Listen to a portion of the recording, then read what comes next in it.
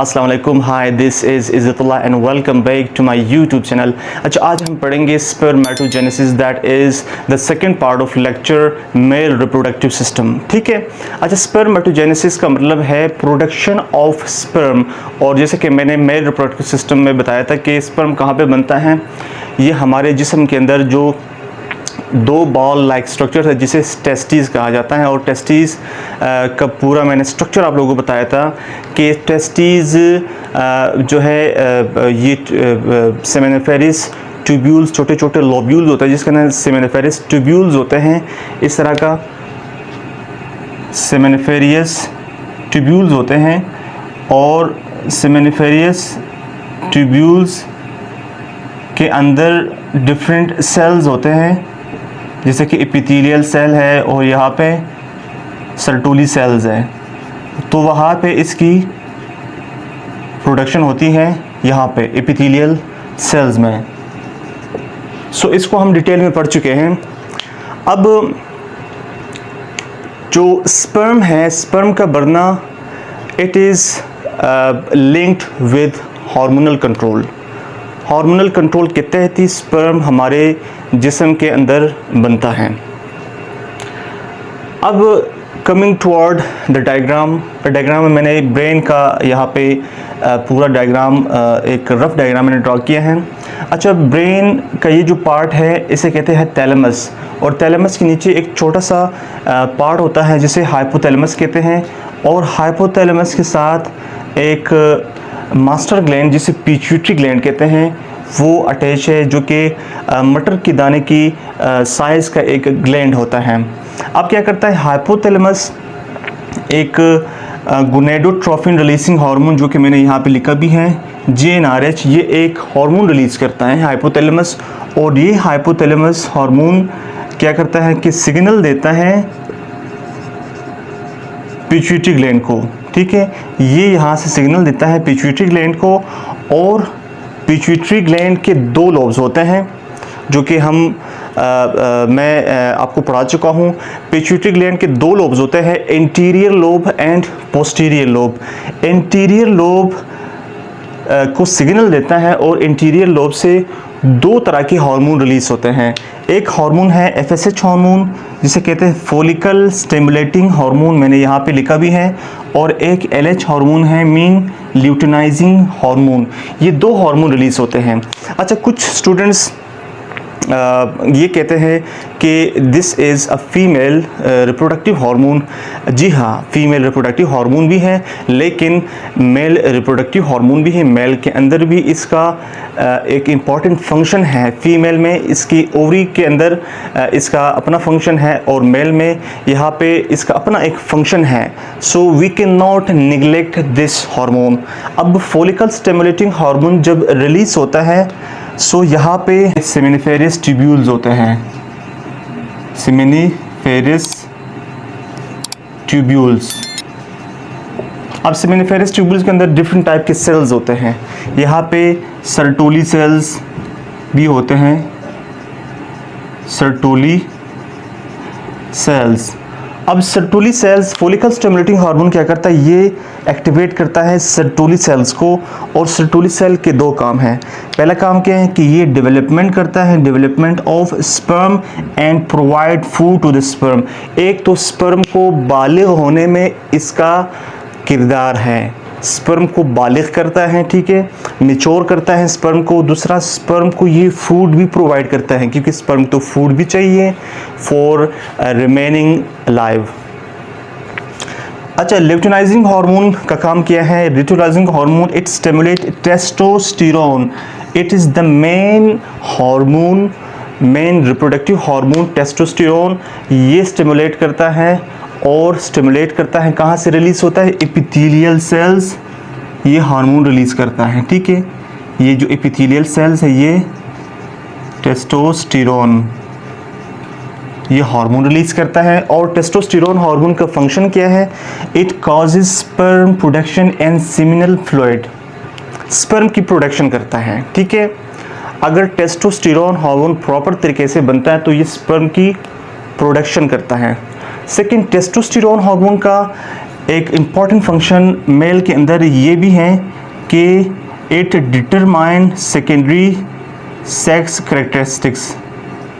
Determine में यहाँ पे लिखता हूँ, it determine secondary sex characters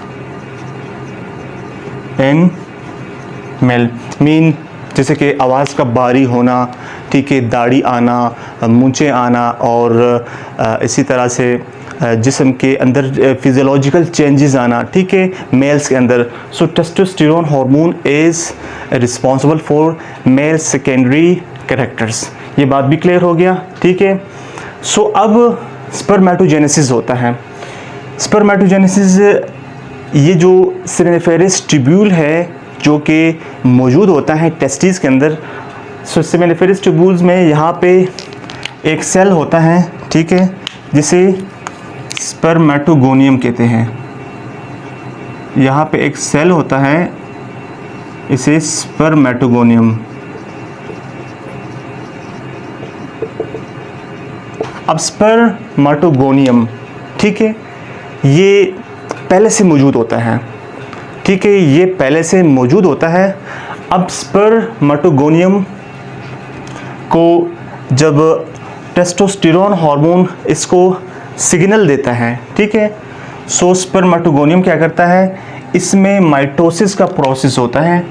और माइटोसिस क्या है, it is a cell division process.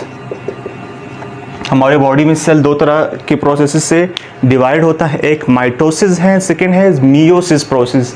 अब माइटोसिस प्रोसेस होता है तो स्पर्मेटोगोनियम कन्वर्ट होता है इनटू प्राइमरी स्पर्मेटोसाइट, और प्राइमरी स्पर्मेटोसाइट के नीचे मैंने 2n लिखा है, mean it is a diploid in number, और स्पर्मेटोगोनियम भी डिप्लॉयड होता है। हमेशा याद रखें, जब भी माइटोसिस के ज़रिए एक सेल से दो सेल बनते हैं, सो जो कि पेरेंट सेल होता है, जैसे कि ये हैं और ये डॉटर सेल है।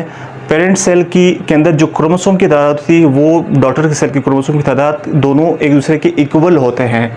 सो ये डिप्लॉयड एन नंबर है, ठीक है। अब प्राइमरी स्पर्मेटोसाइट ये एक सेल है, इसमें मियोसिस का प्रोसेस होता है और मियोसिस 1 प्रोसेस होता है, जिसके नतीजे में सेकेंडरी स्पर्मेटोसाइट बन जाता है, और सेकेंडरी स्पर्मेटोसाइट में फिर मियोसिस 2 का प्रोसेस होता है। फर्दर इसकी सेल डिवीजन होती है जिससे बनता है स्पर्मेटिड्स, और स्पर्मेटिड्स ये हैप्लॉइड इन नंबर है। एन से मुराद है हैप्लॉइड, और ये है डिप्लॉइड। हैप्लॉइड इन नंबर मीन हमेशा मियोसिस के बाद के प्रोसेस के बाद जो सेल बनता है, सेल डिवीजन होती है, वो हमेशा हैप्लॉइड होता है, ठीक है। माइटोसिस में हमेशा डिप्लॉइड होता है। सो स्पर्मेटिड्स क्या है कि ये इमेच्योर राउंड, इस तरह के राउंड शेप का इसका स्ट्रक्चर होता है स्पर्मेटिड्स, लेकिन ये इमेच्योर स्पर्म होता है स्पर्मेटिड्स। और यहाँ से क्या होता है कि सर्टुली